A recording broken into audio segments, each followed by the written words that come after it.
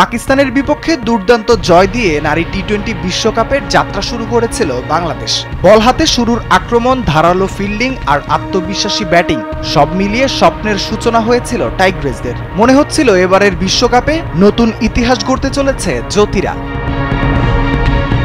কিন্তু শুরুটা যত উজ্জ্বল ছিল, শেষটা হলো ততটাই হতাশাজনক। টানা কয়েক ম্যাচ হারের পর যেন থেমে গেল দলের গতি। আত্মবিশ্বাস হারিয়ে ক্রমে দূরে সরে যায় জয়ের সম্ভাবনা। ইংল্যান্ড ও শ্রীলঙ্কার বিপক্ষে ম্যাচগুলোয় লড়াই ছিল চোখে পড়ার মতো। জয়ের কাছাকাছি গিয়েও শেষ মুহূর্তের ভুলে তা হাতছাড়া হয়।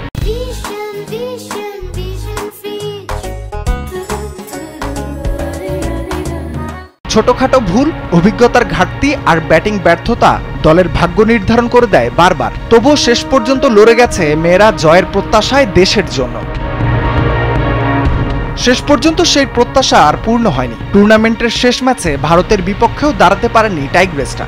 9 উইকেটে 27 ওভারে মাত্র 119 রানের ভিত গড়ে জ্যোতিরা। বৃষ্টিবাগড়ায় সেই ম্যাচ পরিত্যক্ত হলে পয়েন্ট ভাগাভাগি করে 3 পয়েন্ট নিয়ে টেবিলের 7ম স্থান থেকে বিদায় নেয় বাংলাদেশ। রাফিউল ইসলাম রাতুল, কালবেলা।